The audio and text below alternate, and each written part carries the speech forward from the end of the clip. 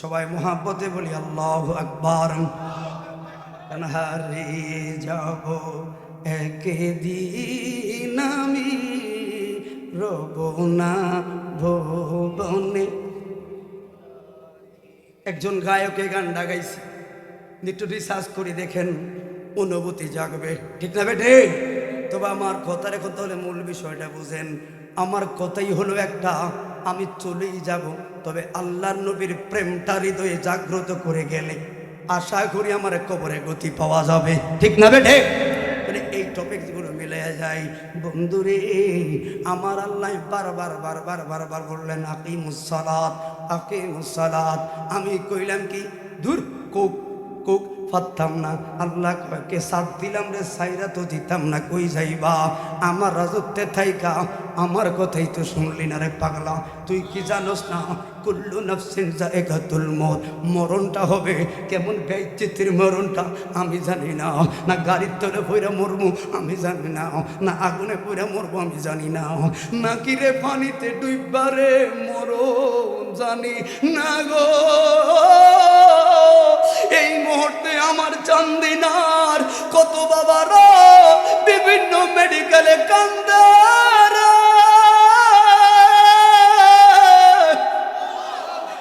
আরে কত আফসোস করে, হারে বারোয় মাহফিলটা হয় রে, কিন্তু আমি বিমারি, আমি যাইতে পারি নাই। আল্লাহ যদি সুস্থ বানাইতে যাইতাম, কিন্তু আমি সুস্থ সুস্থ আমি বুঝি না। কারণ অসুস্থ হলে বোঝা যায় সুস্থতার কদর কারে কয়, ঠিক না বেঠে? যাকে আল্লাহ আমার আল্লাহ হান্নাস, কারণ আমার আল্লাহ তোমার দেহে গুরুত্বপূর্ণ 4 থেকে 5টা অঙ্গ রাখলেন, হার্ট, ফুসফুস, লিভার, কিডনি, ঠিক না বেঠে? হার্ট এই জায়গায়, ফুসফুসটা এই জায়গায়, কিডনিটা এই জায়গায়, লিভারটা এই জায়গায়, কিডনিটা এই জায়গায়।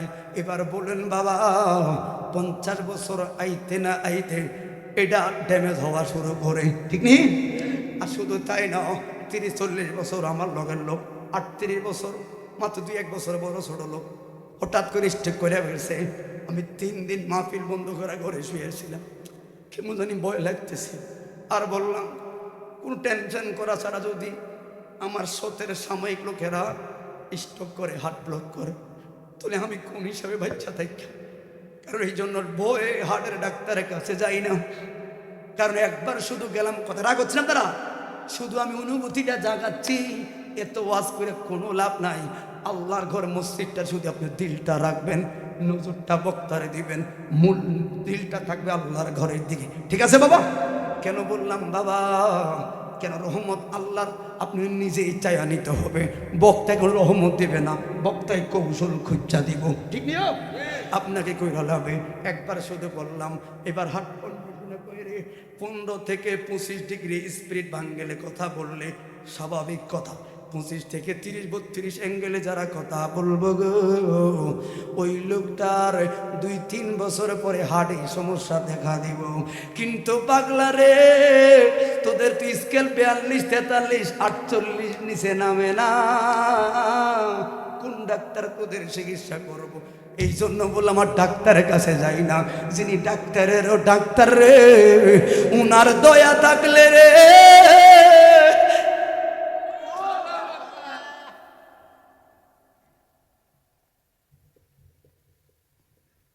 এই জন্য বক্তা নামের লোকগুলো ঠিকই দয়া ভিক্ষা করে ঠিকই লইয়া যায়, অথচ তোমার থেকে টাকাও নিলে, কিন্তু তুমি জিরোই থাকলা ভাই, কারণটা কি? 16 আনা পূরণ করে বক্তা ঠিকই বাড়িতে যায়, আর কত ঠকবা? এ বান্দা ইরজি ইলাল্লাহ,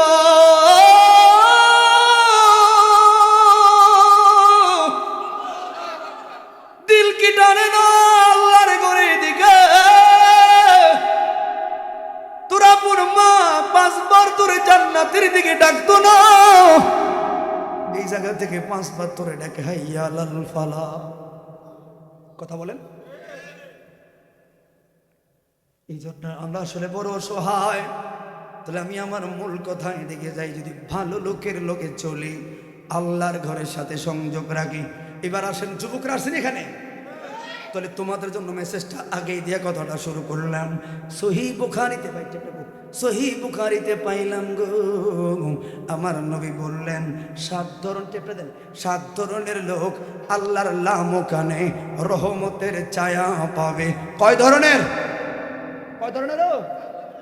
যেদিন লা জিল্লুহু ইল্লা ফি জিল্লুহু, একমাত্র খোদার ছায়া ছাড়া আর কোনো ছায়া থাকবো না গো। তইলে তো আমার ভয় লাগে রে, আমার বড় ভয় লাগে গো।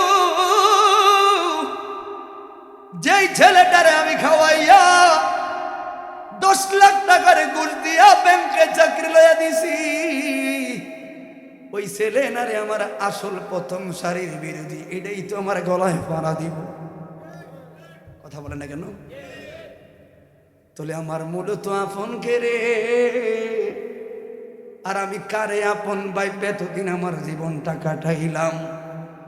এবার ভাবছিলাম আমার মেয়েটাই আমার আপন, মেয়েটা বাবার প্রতি মায়া করে এই জন্য কিস্তি উড়ায়া মাইয়ের বিয়া দিলাম, গায়ে হলুদের রং তামাশা বাজাইলাম। আবার মেয়েটা আমার 1 সপ্তাহ আগে ফোন দিত, গরিব হইল ধার কইরা টাকায় না রাখতাম, জামাইরে যত্ন করে খাওয়াইতাম। জামাই উদ্দেশ্য না, উদ্দেশ্য হলো আমার মেয়েটার জন্য সুখ শান্তি। এবার ঘর বানাইয়া গেছে, স্ত্রীরা থাকবো কত মায়া।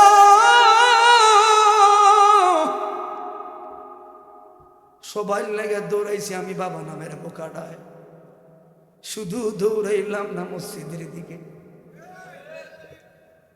গাড়িটা শুধু ফেন্ডেল মাসি, রুজি হয়েছে না, এখনো হয় না, এখনো তো সংসারের টাকাই ওঠে না, কালকে কিস্তির টাকা ওঠে না, গাড়ি চালাইতেছি।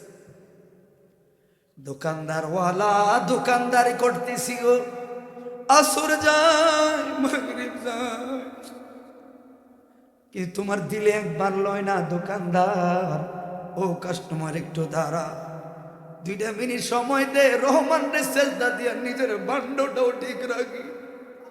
কারণ তোর কাছে বিক্রি করলে লভ্যাংশ আমার ছেলে মেয়েরা খাইব, কিন্তু আমার গুনার ভাগ নিব না।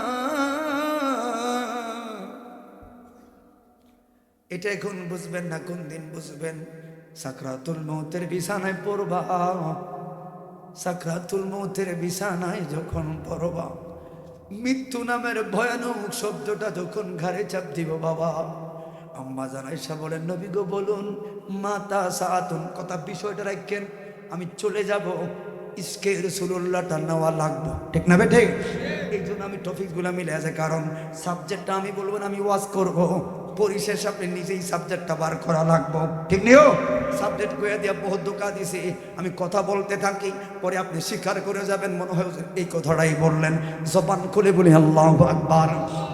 এই জন্য এখন আর বিষয়ভিত্তিক কথা বলে আমি কথা বলবো, আপনাকে ফাইন্ড আউট করা লাগবো, তখন আপনি একটু ভাবার চেষ্টা হলেও করবেন, ঠিক নিও ভাই? এই জন্য বাবা আমার নবী বলল, যদি কোনো মুসলমানের দলে দৈনিক কমপক্ষে 20 বার শুধু মরণটারে ভাবতিরে পাগলাও, ওই মরণটারে দৈনিক 20 বার ভাবলে গো, ওই মরণটাকে স্মরণরত অবস্থায় যদি ঠাস করে মইরা যাস, আমার নবী কই তোর মরণটা আর সাধারণ খাতায় থাকে না বন্ধু, তোর মরণটা একটা শহীদের খাতার মধ্যে চইলা যায়। এবার বলেন ভাই আপনার বিবেক দিয়া, আমার ইসলামটা যে আসলে শান্তির ধর্ম, শুধু স্মরণ করলাম মরণকে 20 বার, এই কারণে কই শহীদের মর্যাদা। তইলে আমার দামাকে কি কয় না রে, ওই মরণটারে স্মরণ কইরা যদি মসজিদটারে গলার মালা বানাইব, তলে আমার ফরমেশনটা মর্যাদা কি বাড়বো না কমবো? জবান খুলে বলি ইয়া রাসূলুল্লাহ। তলে বলি হুজুর সাকরাতুল মউত এবার একটু কাজ করেন। আম্মা জান আয়েশা বলেন মাতা সাআতুন, কিয়ামতটা কখন হবে? আমার নবী ডাক দিয়ে বলে আয়েশা গো, ওই বড় কেমনটা রাহো। আর একটা কথা বইলা যায়, এই বারারুয়া যেই দিন যার ঘরে আজরাইল টান দিব, ওই দিন ওই পাগলার কিয়ামত হইয়া যাইব। হায়রে যুবক, ইমাম গাজ্জালি দেখায় কুলাতবারে চমৎকার একটা কথা তুলে গেলেন। কষ্ট এক জিনিস, দুঃখ আর এক জিনিস।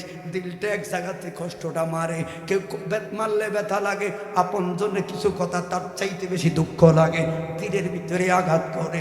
ইমাম গাজ্জালি কয়, ওরে 70 বছর বাবা, এই যে তাদের দাড়ি পাকছে এমনি তো আর পাকে নাই, বাতাসে তো পাকে নাই, সংসার কইরাই পাকাইলেন। ছেলেরে মেয়েরে কইরা কইরা কইরা কইরা এবার সবাই প্রতিষ্ঠিত, 70-এর কাছাকাছি চলে গেলেন। বাবা এবার কোন হজ করিয়াছে, আমি সুখী পাচ্ছেন, এবার আমার ঝামেলা নাই।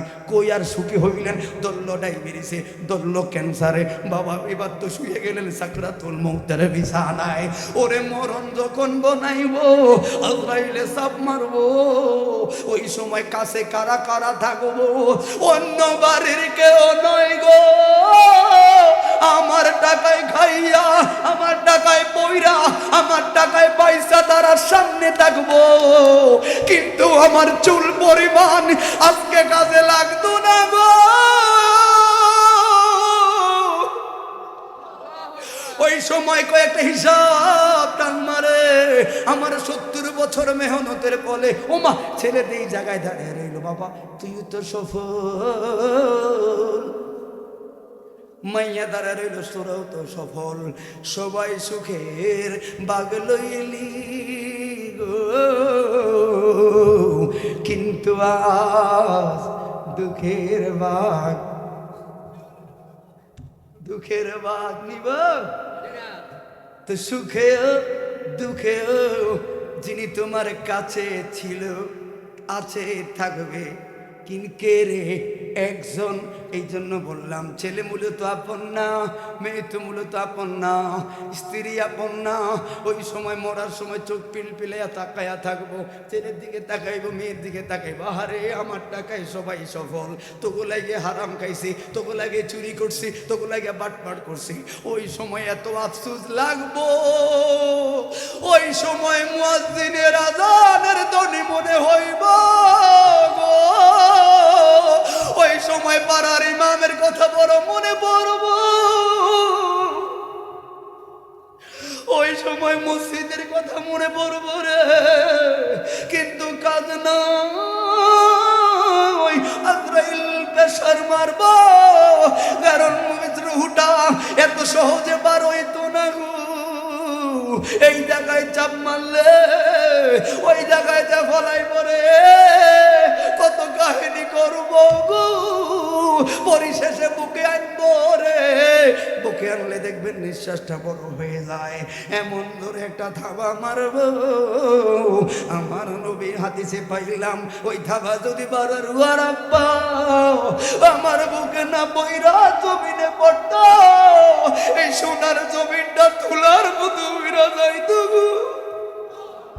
হায়রে ও ইন্তেকালের আগে, কারণ আজরাইল ধরলে স্নায়ু শক্তি বন্ধ, স্নায়ু শক্তি মানে সকল কথা বলার ইচ্ছা আছে, বলতে পারবেন না বাইরে, কিন্তু এই সময় আফসোস করবে, আল্লাহ একটুখানি আমার কথা বলার শব্দটা দে, কথা বলার শব্দ দে। আজরাইল রে শুধু আল্লাহ রে কও, আমার কষ্ট লাগে, আমার একটু কথা বলার শক্তি দে। কি বলবি, কি বলবি? আর জান্নাতীদের বলবেন, ইয়া আইয়ুহান নাফসুল মুতমাইন্না, ইয়া আইয়ুহান মুতমাইন্না। এরা জান্নাতীদের গানা কইব, ইরজি ইলা রাব্বিকা রাদিয়াতাম মারদিয়া ফাদখুলি ফি ইবাদি ওয়াদখুলি জান্নাতি। এটা জান্নাতের বেলা না কইব, কিন্তু আমি না গুনাহগার, আমার যে ভয় লাগে, আমার সাথে কেমন আচরণ করবে জানি না, আমারে কেমন কষ্ট দিব জানি না গো, কতটা কষ্ট না জানি আমার মরণকালে সহ্য করা লাগবো। ওই সময় কইব শক্তিটা দে কথা বলার জন্য। কি বলবি, কি বলবি? আমার কাছে আমার আদরের ছেলেটা দাঁড়ায় রয়েছে, আমার ছেলেটা আমার বড় মায়া, আমার কাছে আমার মেয়েটা দাঁড়ায় রয়েছে, আমার মেয়েটা আমার বড় আদরের। আর জবানটা দে রে আমার ফুতেরে কই ছেলে রে বাবা, আজরাইলের কষ্টের দখল সহ্য করতে পারবি না বাবা। ও মা বলবি না গো,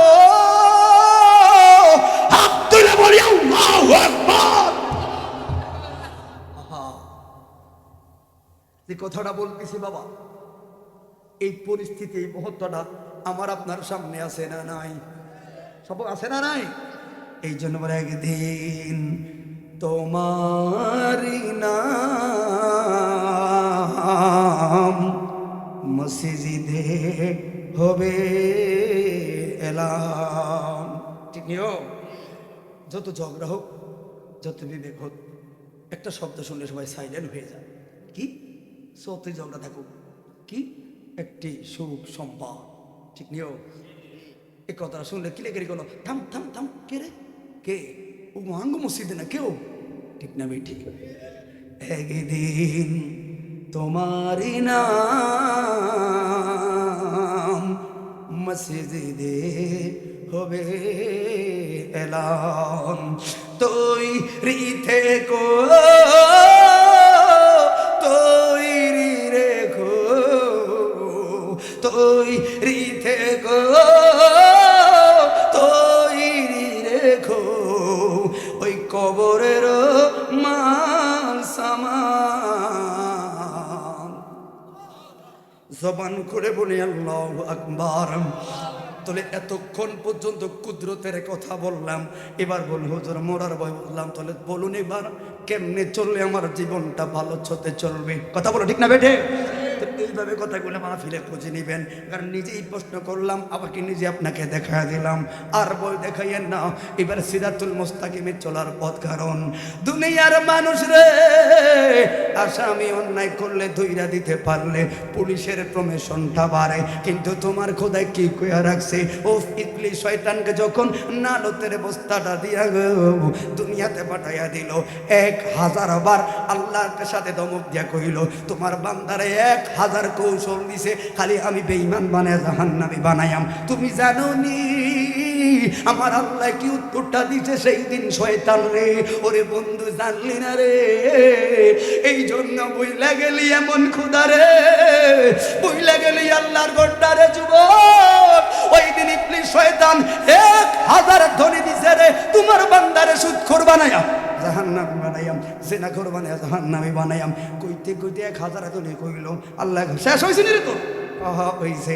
এবার আমার কথাটা শোন, তুই খালি গুনাহগার বানাইতে থাকবি, আমি ক্ষমা করতে থাকবো।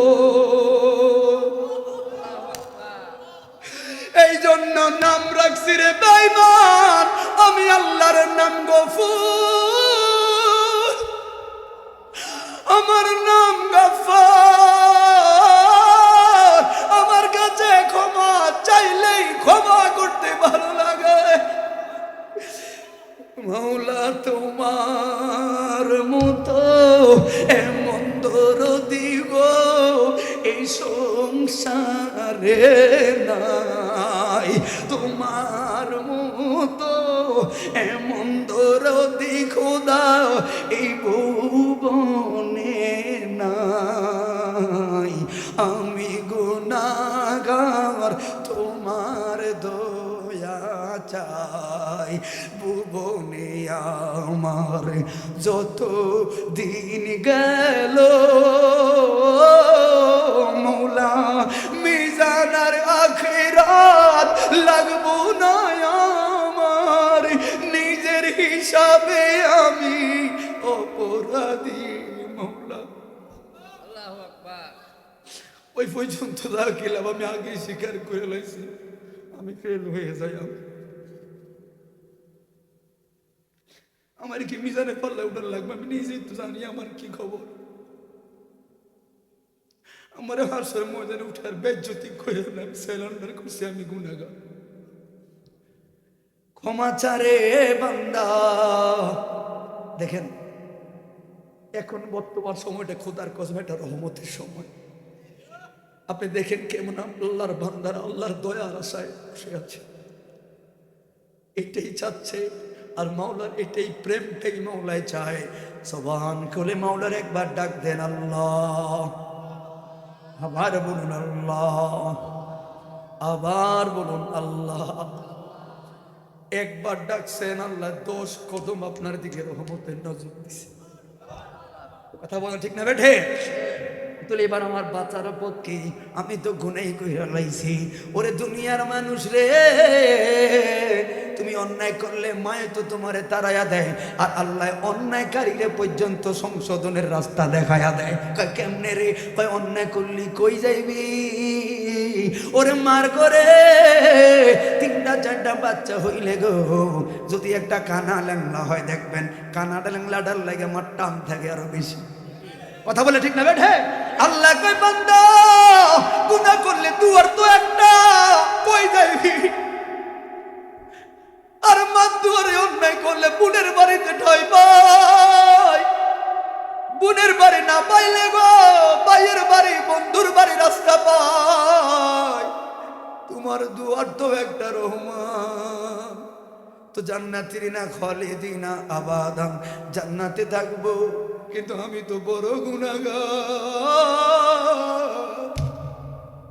আমার পথ কি? আমি তো তোমার বান্দা, আমি ল্যাংলা কানাতুর হইলে তোমার সন্তান। আল্লাহ আমি তো তোমার বান্দা, কিন্তু আমি তো শয়তানে বান্দা না, আল্লাহ তো বইরা গেছি। আল্লাহ কয়ে কেমন তো দিস না, নার্ভাস হইস না, লা তাকুনাতু মির রাহমাতিল্লাহ, লা তাকুনাতু মির রাহমাতিল্লাহ।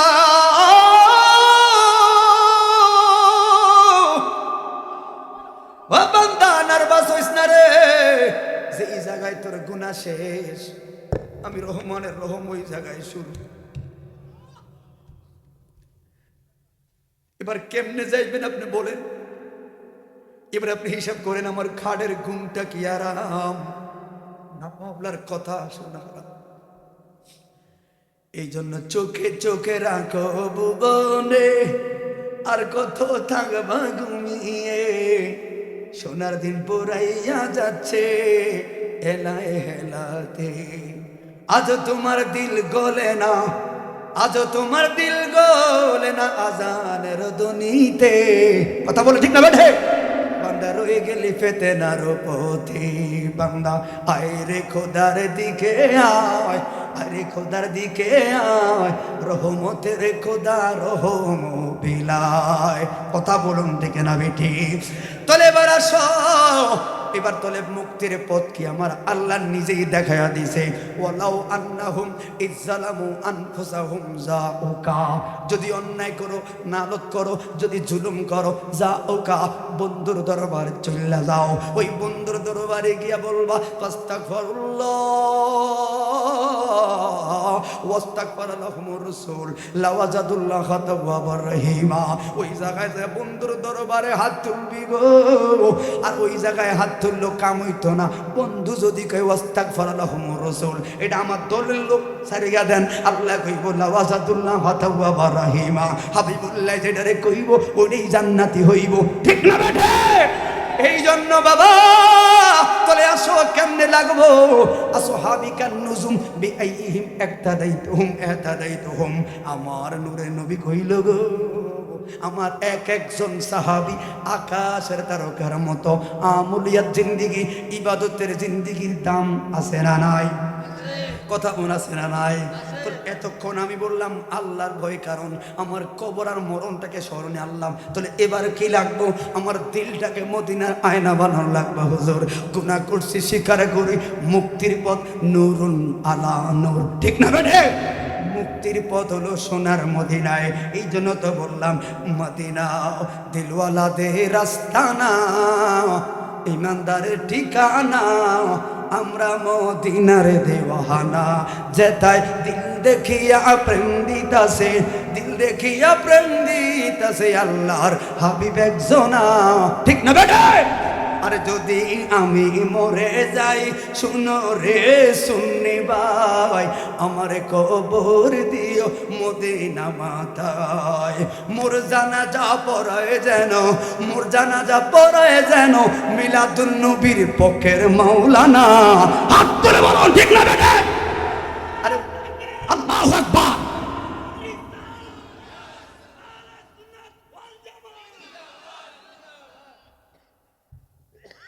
তাহলে ওই মিলাদুন নবীর পক্ষের মাওলানা দরকার আছে না নাই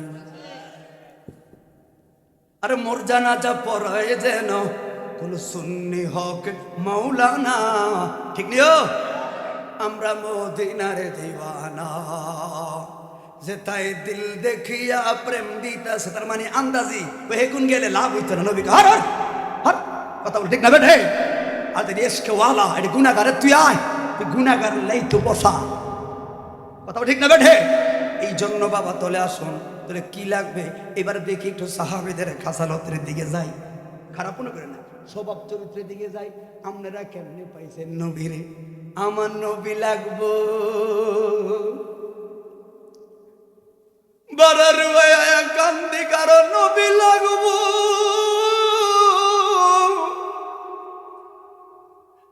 নবী লাগবো রে আমার লাগবোই লাগবো ও বন্ধু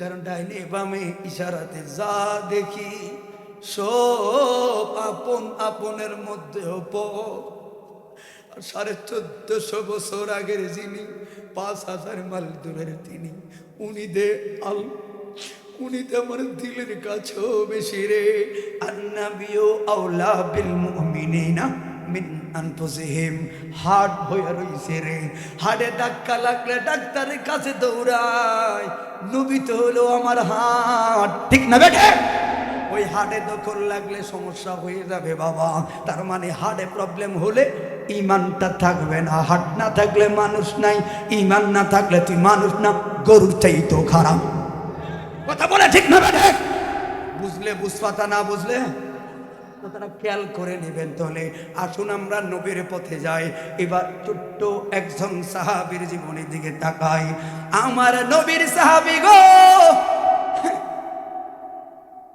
হযরত উসমান জিন্নুরাইন রাদিয়াল্লাহু তাআলা আনহু 3 নাম্বার সাহাবী 2 নাম্বার জন কে 2 নাম্বার কে আবার বল 2 নাম্বার কে সাবধান আদবের সহিত নেবেন হযরত ওমর ফারুক রাদিয়াল্লাহু তাআলা আনহু কথা বলে ঠিক না বেটে এদেরকে সম্মান না করলে কাদেরকে করবেন ঠিক কি বাবা চলে যাবেন না কিও কয়টা বাজে ওহন তো 32 টাকা সরে হেটা তো না সরে আল্লাহ কবুল করে না আমিন অস্ত্র জমা দিলে বলি না রে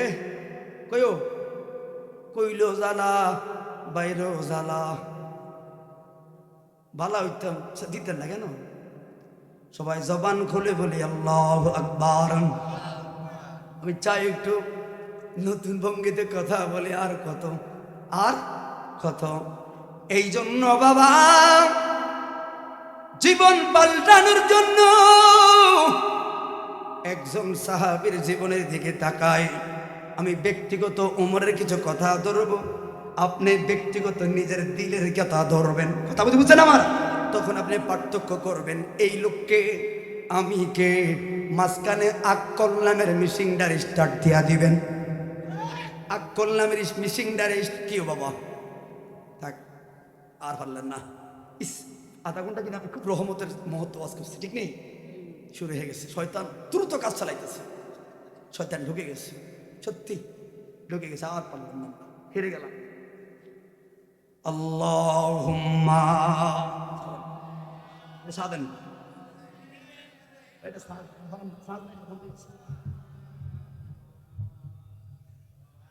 এইসব লাগাই তো শুনিয়ে লাগে না জানতাম নাকি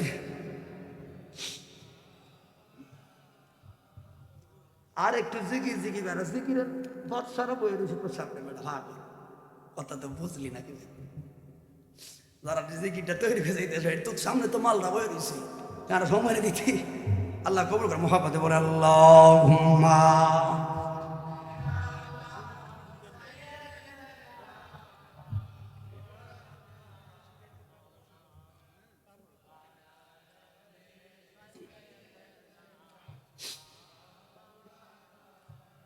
আরেকবার বলি 1 মিনিট সময় চাই চা খাই, এর মধ্যে কেউ যাওয়ার থাকলে যান, আল্লাহর কসম আমার কোনো আপত্তি নেই, যান, অসুবিধা নাই। কিন্তু 1 মিনিট পরে আপনার থেকে আমি আধা ঘন্টা সময় চাই। আমরা আবার চাই 1.5টা মদিনাওয়ালা দিকে দিতে, রাতে আসেন ইনশাল্লাহ। আবার বলছি আধা ঘন্টা ভিতরে যদি আপনার পাশে কেউ বয়ে যায় আগে একটা আসাদ দিবেন। আমার দিলটা নষ্ট করলি কেন ভাই? কথা বলেন ঠিক নেই? রাগ হইন না, আপনার আমার এখন বর্তমানে আপনি আমার বাবার মতো হতে পারেন, কিন্তু আপনি এখন আমার ছাত্র। একটু কর্কশ বলবো, এটা আনন্দ বলবো, এটা এই নিয়ম, আপনাকে দিলে দেওয়ার জন্য বলছি।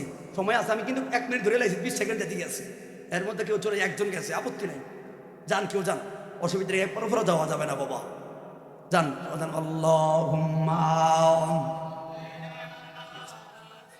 এটা কি মাইক রে? হাসার মাইক, হ্যাঁ এটা ভালো,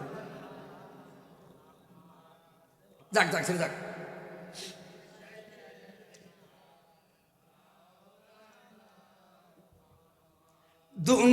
দুনয়নে রসূল পাক দেখলে কেমন হতো,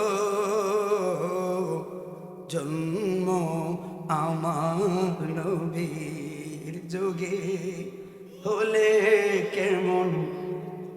সময় শেষ, জবান খুলে বলি আল্লাহু আকবার। প্লিজ, আমি জীবনে প্রথম আপনার এলাকায় একটু সময় দিবেন, আমাকে একটু মনোযোগটা দিবেন, যাতে করে আমিও আল্লাহ নবী পাই, আপনিও পান, ঠিক না বেঠে?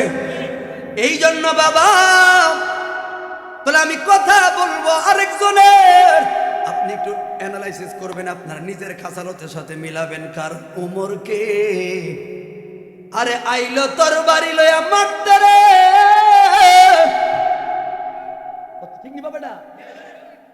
আইসে না ওমর নবীরে মারতে, ওমা সেই ওমরে দে ইসলামের দ্বিতীয় খলিফা, ঠিক নেই? ওমর আইসো, ওমর আইসো নবীরে মারতে, এখন তুমি দ্বিতীয় খলিফা কেন গো, কেন পাইছো? আমারও তো লাগবো ওমর। কথা বলেন, 1400 বছর পরে হয়েছে, কিন্তু নবীর উম্মত তো ঠিক আছে গো। কথা বলে ঠিক না বেটে? আমি কিন্তু তোমার সিলেবাসে আছি, ওমর লাগবো আমারও নবীরে, আমারও নবীরে লাগবে ওমর। এই জন্য বাবা ওমরের সামনে গো বকনিপতির কোরআন তেলাওয়াত চললো। আমি আবারও বললাম চলে যাব কবরে, একটু মুহাব্বতে রাসূলুল্লাহটা নিলে আজ ফেরেশতারা মাইর দিলেও মায়া মায়া করে মাইর দিব। কথা বলে ঠিক না বেঠে? তাহলে এই আমার মূল ওয়াজের বিষয় বাবা, খেয়াল করবেন। আবারও বলি তরবারি চালায়া দিবা গর্দানে। এখন ওমর তোমার ব্যাপারে নবী কয়, আমার পরে যদি কেউ নবী হইতো এটাই হবে ওমরে। কেমনে গো পাইলা? ওমর তোমার সিদ্ধান্তের উপরে আল্লাহ 24টা আয়াত নাজিল করলো, 10 বছর ক্ষমতায় শাসন করলা, অর্ধ পৃথিবীর শাসক হইলা। কেমনে রে ভাই? আমার চরিত্র দেখুন উঠেই না রে ভাই। তাহলে কারণটা কি? তাহলে এতক্ষণ পর্যন্ত শুধু প্রশ্নগুলা বার করলাম, এবার একটু আমরা হাকিকতে যাই। হে বাবা, ওমর আইছে নবীর শহীদ করব, কিন্তু এর আগের দিন কান ঘড়ে আলাইছে আমার নবীর নবী জাবালে রহমতের পাহাড়ে সেজদা দিয়া কানছে, 2টা পাগলের মধ্যে একটা পাগল চাইছে, আল্লাহ গো তোমার দিন কায়েমের লাইগা হয়তো আবু জাহিল্লারে আর নয় ওমর রে, যেই কোনো একজনকে আমাকে দাও, যেই কোনো একজন আমারে দাও। আমার আল্লাহ ওমর রে কবুল করছে রে। ওমর দরবারে লয়া নবীর দরবারে যায়, সাহাবীরা সামনে ব্যারিকেড দেয় রে, কারণ ওমর অনেক বীর বিক্রম রে, ওমরের অনেক ক্ষমতা গো। সাহাবীরা গো মায়ার নবী না জানি দরবারে চালায়া দেয় গো।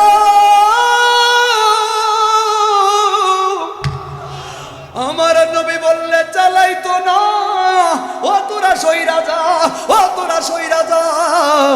কি দেখলি? কই দেখলাম তরবারি। কয় না না, আমি দেখি ওমর আমার লগে জান্নাত, আমি দেখি। এখন ইসলাম কবুল করে না বন্ধু, কিন্তু নবী কয় আমার লগে জান্নাতি। কারণ এই এলমে গায়েবের ক্ষমতাটা দিয়েছেন কে? সবাই জবান খুলে বলুন কে?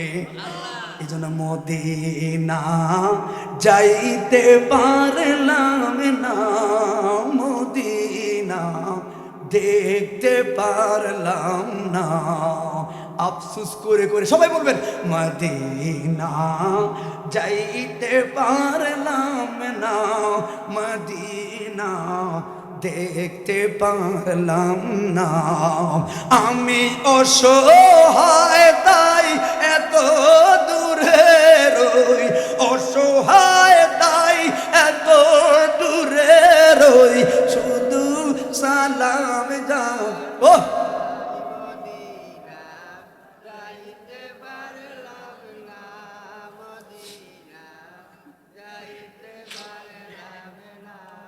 আপনারা দেখেন একটু ফোনে ভাই, রাত্রটা যত গভীর হয় এই নাত রাসূলটা পড়তে তত আপনার কাছে আনন্দ লাগবে। আপনারা এদিকে কি জানি না, চট্টগ্রামে রাত্র যত গভীর ওয়াজ করতে দেয় না, নাত রাসূল গাও কেন? ওই বক্তা নাত রাসূল টান দেয়, শ্রোতারা চন্দে চন্দে মদিনার দুয়ারে ঢুকে যাও। বলুন মদিনা যাইতে পারলাম না, মদিনা আমি অসহায় তাই এত দূরে রই, অসহায় তাই এত দূরে রই, শুধু সালাম জানাই মদিনা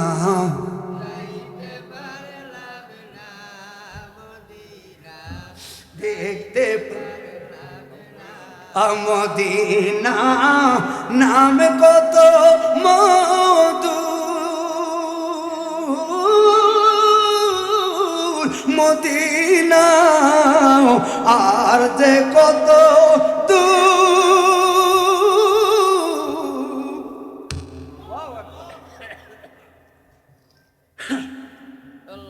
মদিনা নাম কত মধু,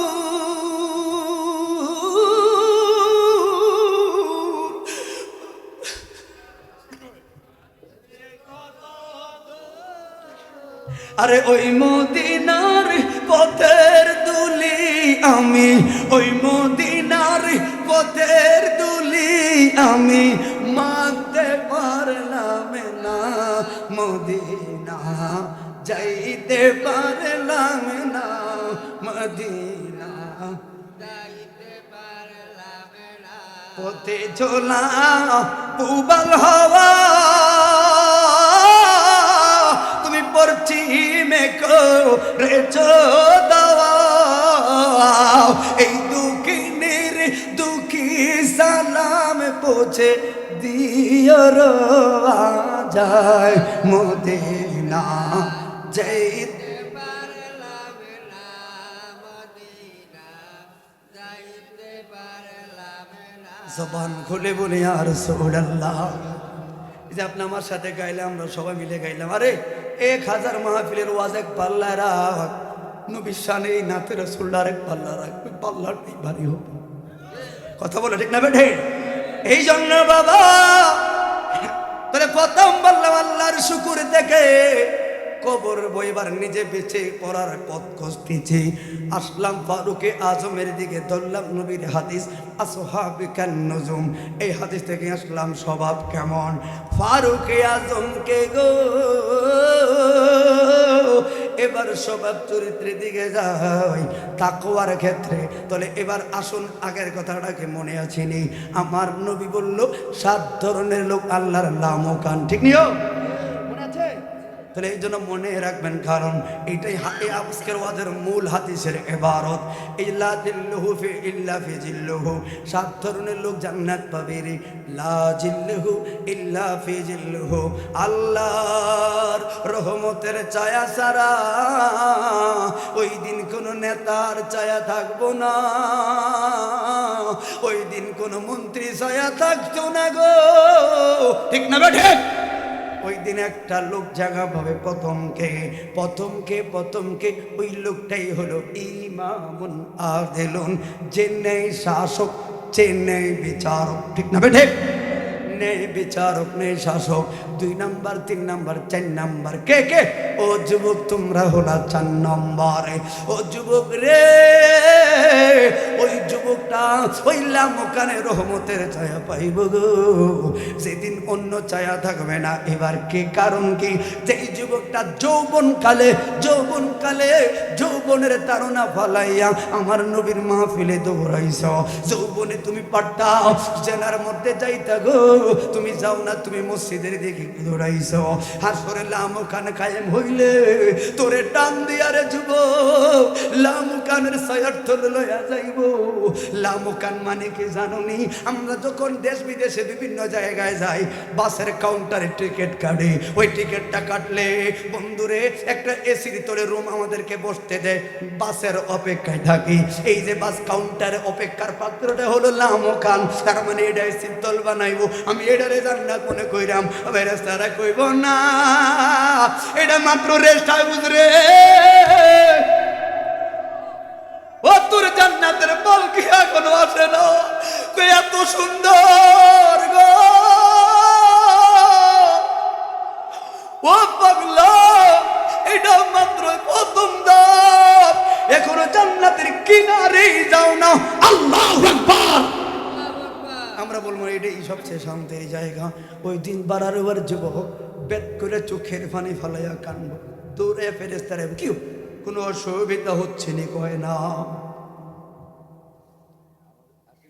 তোর পাশের যুবক, তোর স্বাস্থ্য বাড়িটা যে হাসরময়, আস্তে কথা বল, তোর পাশের বাড়িটা জাহান্নামের অপেক্ষায় কান্দে, ঠিক নেই? ওইটা পাইলো না তোর বস্তা, তুই তো জান্নাতে যাইবি, তুই কান্দুস কি দেয়? আমি আনন্দে কান্দি, আনন্দের কান্দায় আবার আসিনি।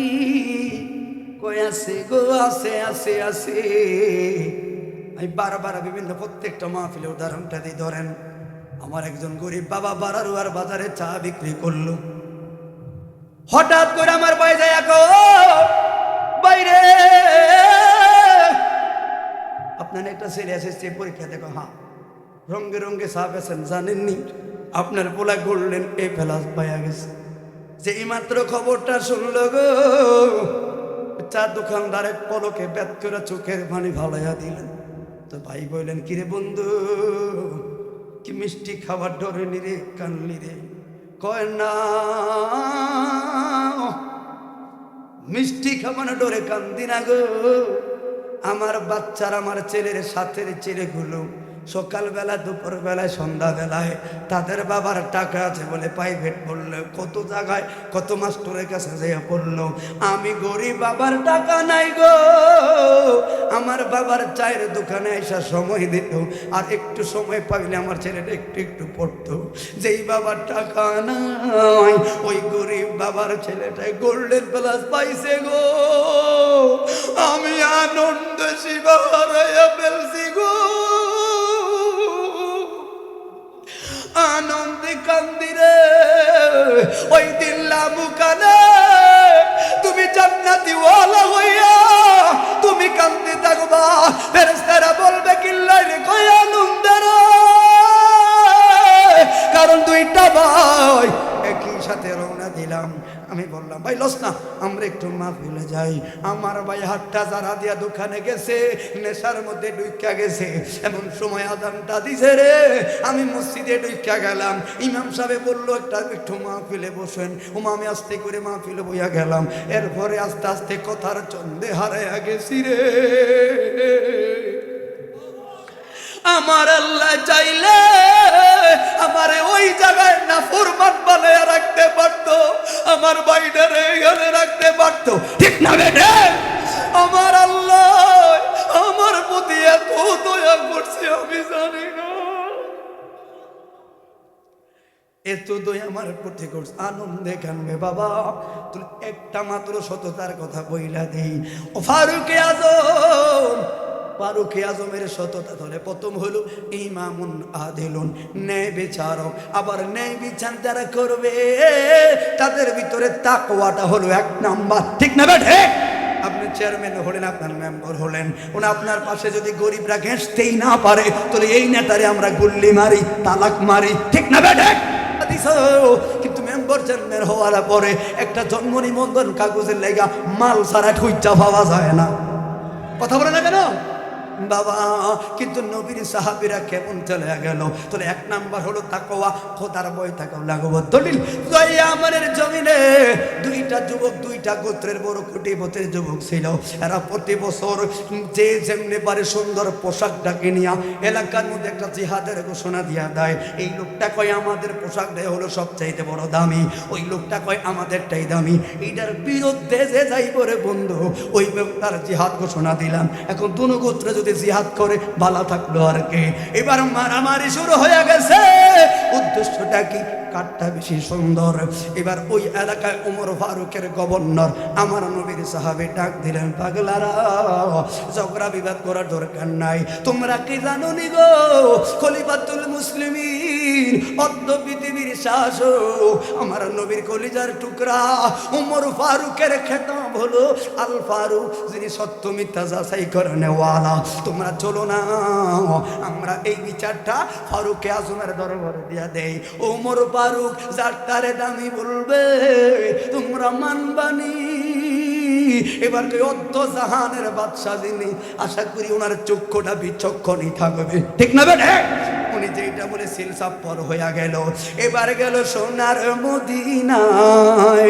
সোনার মদিনায় যেই মাত্র রোজার সামনে ঢুকলো, দেখলো একজন পাগলের মতো লোক শুইয়া রইল। ওরে এর চিরা পাঞ্জাবি গো, চিরা টুবি, চিরা লুঙ্গি দিয়া, ইট মাথায় দিয়া রোজা নবীর কদমের কাছে শুইয়া রইল। এরা কয় পাগল ছাগল কি আর জায়গা পায় না এই জায়গায় শোয়ার জন্য? আরেকজনে কয় পাগল দেখে লাভ নাই রে, আমরা যেই কাজের লাগাইছি ওইটার লাগাই যাই। রোজা জিয়ারত করলো গো।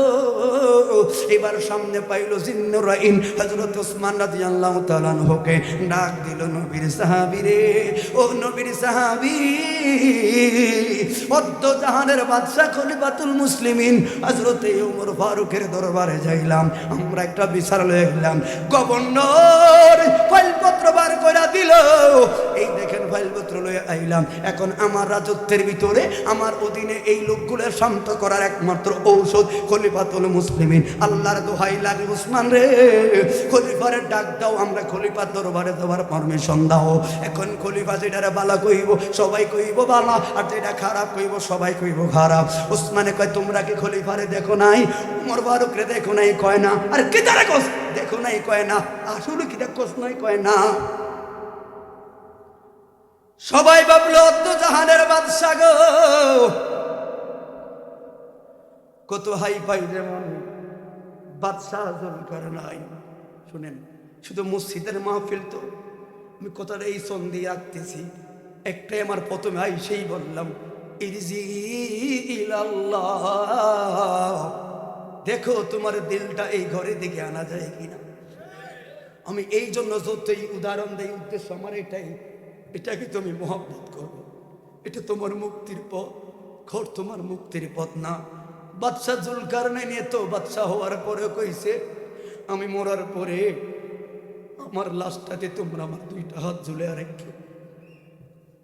সবাই বলছে কিল্লাইগা মানছি কি কইব, এত না বরমান যার খাইলাম, এত বড় বাদশার দুইটা হাত ঘোরা দেওয়ার কাপড় কি তোরা পাইলি না? কার বলবা যে সত্যি উত্তরটা দিতে পারবো, সে বাদশা জুলকারনাইনের চেহারাটা সে পেয়ে যাবে। সবাই অবাক গো। বাদশা জুল, পৃথিবীতে তিনজন বাদশা প্রভাবশালী। এক নাম্বার হলো বাদশা সুলাইমান, দুই নাম্বার বাদশা জুলকারনাইন, তিন নাম্বার ফারুকে আজম ওমর ফারুক। আল্লাহু আকবার। এই বাদশা জুলকারনাইন জীবন ইন্তেকাল করার পরে গোসল করাইয়া খাটের দুই পাশে দুইটা হাত ঝুলাইয়া রাখছে এইভাবে। আর আমার রাজ্যের সবচাইতে বড় বড় বড় বড় শহরগুলো যেই জায়গায়, আমার ওই জায়গায় শুধু তোমরা ঘুরাইতে থাকবা। লোকে যদি বলে সঙ্গীরা রে তোরা এত বড় বেঈমান রে, এত বড় একজন বাদশার দুইটা হাত ডাকনা দেওয়ার মতো কাফর তোরা পাইলি না, ও নাফরমান, তখন তোরা সবাই কইবি যেই কথা সেই কাজ। বাদশা মারা গেছে গো। বাদশার লাশটা দোয়াই এইভাবে লইয়া রওনা দিছে। রাজ্যের বড় শহরে যাইতে না যাইতে মানুষে আফসোস করে ডাক দিছে, আহারে কত বড় নাফরমান রে তারা, এত বড় বাচ্চার হাতগুলা ঝুলাইয়া রাখছে, দেখো তো কেমনে হাতগুলা লড়ে। এবার পাশের লোকটা ডাক দিছে, রাজ্যের লোকেরা এই দেখো বাদশা মাছ মরার আগে সিল সপ্পর মাইরা একটা নোটিশ দিয়া গেছে, একটা নোটিশ দিয়া গেছে, আমি একটু বইটা শোনাই। বাদশা রাজ্যের লোকের সালাম দিয়া বলছে, ও লোকেরা গো, আমার বাঁচার আগে আমি কে জুলকার নাই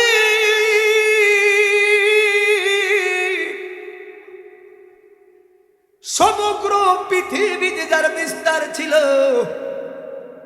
2 নাম্বার অপশন আজকে বলো না,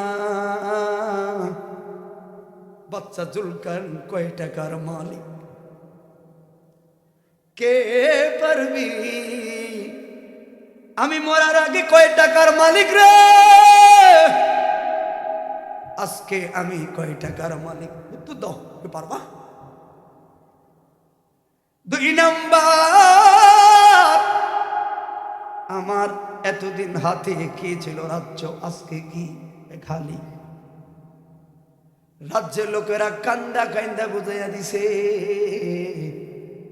এত বড় বাদশা যদি খালি হাতে যায় তাহলে আমার আর সংসারের মায়া কইরা কোনো লাভ লাভ।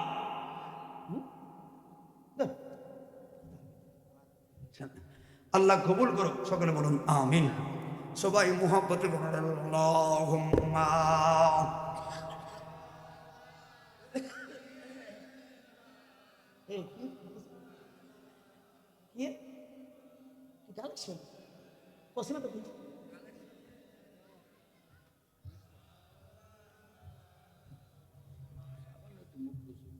সোনার মদিনা,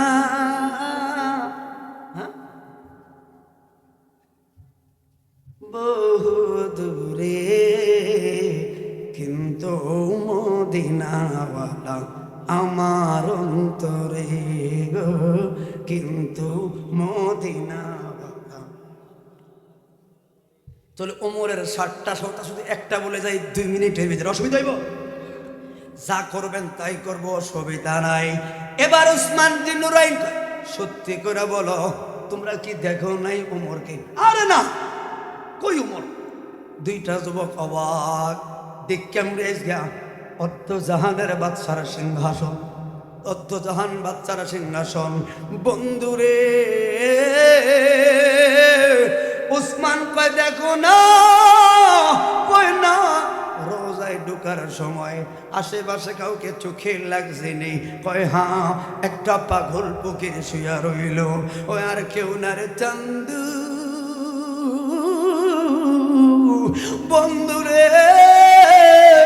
এই যে লোকটার ছেঁড়া পাঞ্জাবি পরাও, ছেঁড়া টুপি পরাও, ছেঁড়া লুঙ্গি পরাও, মাথায় দিয়া ঘুমায়া রইছে, ওই লোকটাই হলো অর্ধ জাহানের বাদশা উমর ফারুক। আল্লাহর নবীর কদমে শুয়া রইছে, হাত তুলে বলি ইয়া রাসূলুল্লাহ, যা যা যা বিচার দে। এবার ছেলেরা একটু আরেকটু দেখে হুজুর ফাইল দেন, ফাইল দেন। মা তোরা তোরা যাস না, আল্লাহ দোহাই আর উমর পর্যন্ত কথাটা নিয়েন না, ফাইল দেন।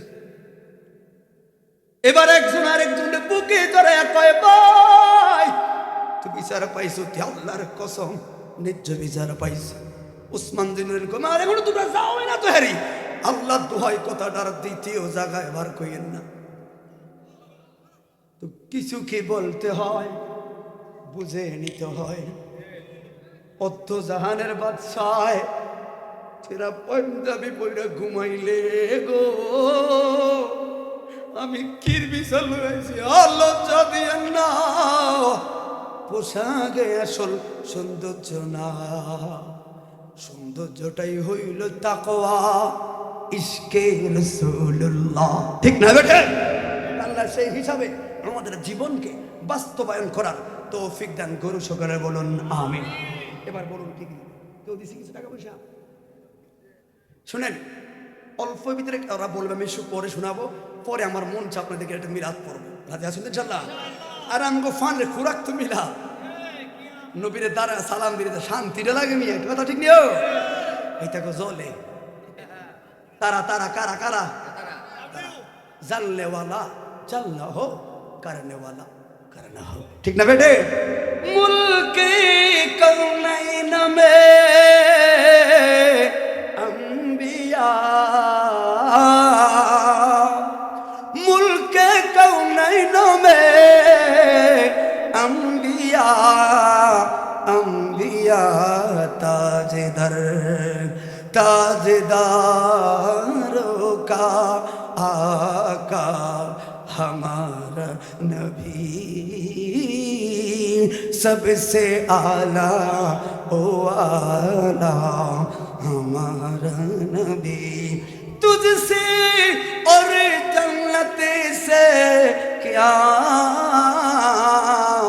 मतलब, मतलब ओ डब्ल्यू दूर हो, मतलब मुनाफिक दूर हो, हम रसूलुल्लाह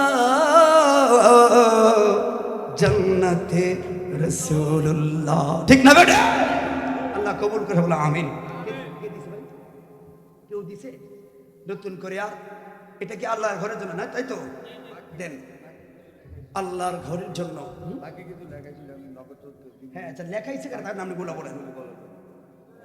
মাওলানা নুরুল ইসলাম নগর কান্দি